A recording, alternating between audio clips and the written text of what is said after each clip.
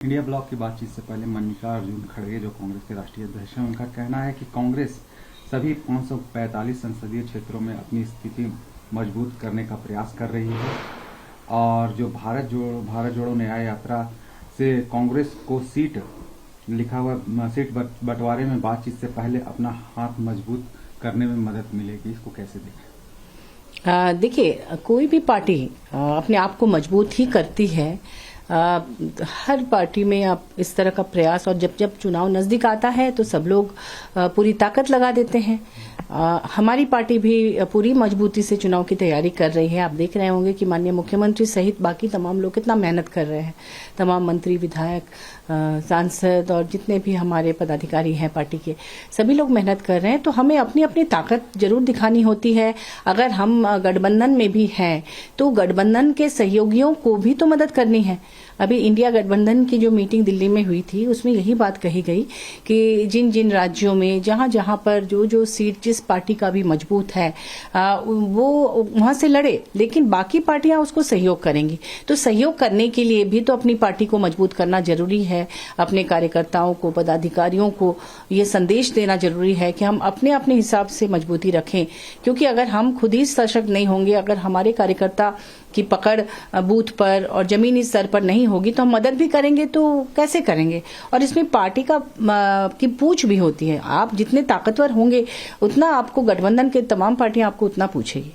ये तो कोई मतभेद नजर नहीं, बिल्कुल मतभेद नहीं है। सब पार्टी अपने अपने स्तर पर तैयारी कर रही है, मदद के लिए भी तैयारी कर रही है और अब खुद चुनाव लड़ने के लिए भी तैयारी कर रही है। उन्होंने कहा कि तैयारियों का आकलन के लिए और सुधार के लिए प्रत्येक में पर्यवेक्षकों की तैनाती करेगी कांग्रेस। हाँ, बिल्कुल, पर्यवेक्षक तो होना ही चाहिए जी। हमारी पार्टी की तरफ से भी होंगे।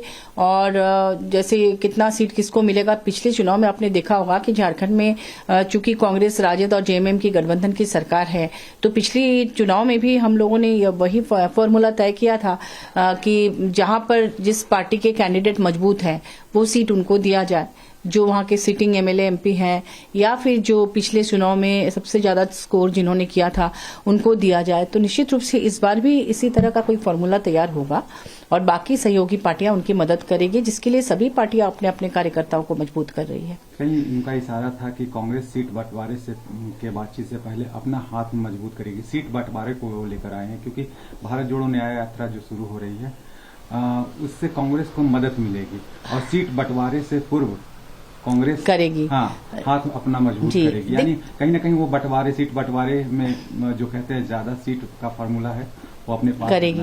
देखिए, क्या है कि कई बार पार्टियों को पता नहीं रहता है कि उनके कितने चाहने वाले हैं, कितने वो ताकतवर हैं।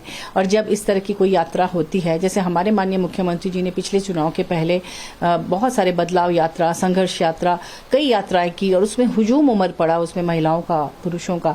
तो उसको देखकर भी उनको ये समझ में आया कि कहाँ उनकी कितनी पकड़ है, उसके हिसाब से सीट शेयरिंग भी हुई। तो जाहिर सी बात है कि कांग्रेस भी यही फॉर्मूला अपना रही होगी कि वो अपनी ताकत का आकलन भी करना चाहती है इस बहाने कि कहां पर उनकी कितनी पकड़ है, कितने लोगों का हुजूम उमड़ता है, और उसके बाद उनको बात करने में आसानी होगी।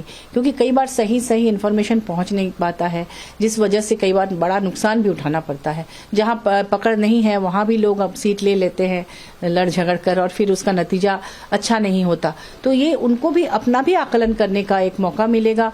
और जब कोई यात्रा होती है तो उसमें जमीनी स्तर से लेकर हर स्तर के कार्यकर्ताओं को, पदाधिकारियों को डायरेक्ट अपने बड़े नेताओं से मिलने का, अपनी बात रखने का भी अवसर मिलता है। इस अवसर का लाभ भी कांग्रेस को या तमाम पार्टियों को मिलता है इस तरह की यात्राओं से कि वो उनसे जमीनी स्तर पर उनकी बातें सुनने का मौका मिलता है। कई बार होता है कि बीच में जो मीडिएटर होते हैं वो सही बात बड़े नेताओं तक नहीं पहुंचा पाते हैं, लेकिन इस तरह की यात्रा से जो हर लेवल के नेता, हर लेवल के पदाधिकारी अपनी बात को बहुत आसानी से अपने नेता तक पहुंचाते हैं और उनका भी आत्मविश्वास बढ़ता है, उनमें एक जोश, एक उत्साह आता है। पॉलिटिक्स में होता क्या है कि हम जितना ज्यादा इवेंट करेंगे, जितना ज्यादा लोगों को उसमें इन्वॉल्व करेंगे, उतना ज्यादा लोगों तक पहुंच बनती है। तो इस तरह की यात्रा से कांग्रेस को फायदा मिलेगा और सभी पार्टियां अपने अपने स्तर पर करती हैं। हमारी पार्टी की तरफ से माननीय मुख्यमंत्री जी लगातार सरकारी काम में व्यस्त हैं, लेकिन वो सरकारी योजनाओं का लाभ धरातल पर उतार रहे हैं। जिन लोगों को पहले लाभ नहीं मिलता था, ऐसे लोगों तक, अंतिम व्यक्ति तक वो विकास का लाभ पहुंचाने की कोशिश कर रहे हैं। वो भी जनता के बीच जा रहे हैं और अगर इन योजनाओं को सही सही वो पहुंचा पाते हैं तो झारखंड का स्वरूप ही बदल जाएगा आने वाले दिनों में। क्योंकि देखिए, पोटो हो खेल योजना खेल के क्षेत्र में है, सावित्रीबाई फुले किशोरी समृद्धि योजना है, युवाओं के लिए, बुजुर्गों के लिए, हर तबके के लिए लाभ दिया जा रहा है।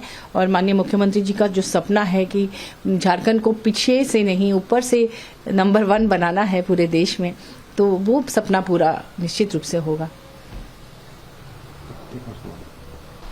ईडी ने मुख्यमंत्री के प्रेस सलाहकार अभिषेक प्रसाद मिंटू को समन किया है और 16 तारीख को जोनल कार्यालय में बुलाया है, तो कैसे देखते हैं?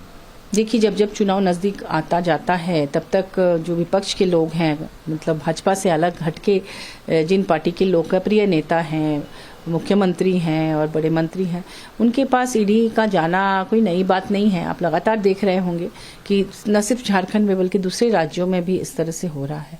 और जो भाजपा में चले जा रहे हैं फिर उनके यहाँ ईडी बहुत कम ही जाती है, नहीं के बराबर है।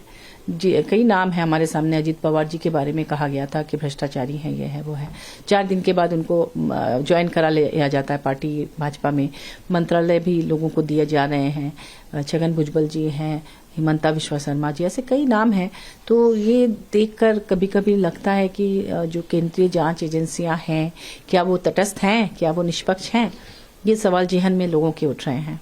जी, अभी कुछ दिन पहले उनके ईडी का भी रेड हुआ। बिल्कुल, और ऐसा कुछ तो मिला नहीं जैसा लोग कहते हैं कि अलमारी खोला गया तो वहां से कपड़े ही मिले और जो सोच के जाया गया होगा वो नहीं मिला।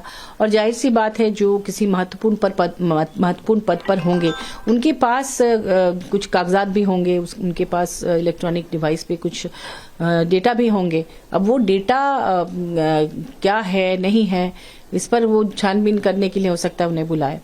अब आप सरकार अगर किसी भी पद में हैं, आपके भी मोबाइल में हम लोग देखेंगे तो कितनी सारी चीजें मिलेंगी, है ना। अब उसमें से कोई देश के पक्ष में है कि विपक्ष में है, ये आपको साबित करना पड़ेगा ना। जब तक कोई अपराध साबित नहीं हो जाता तब तक तो आप ये नहीं कह सकते हैं कि वो गुनहगार है।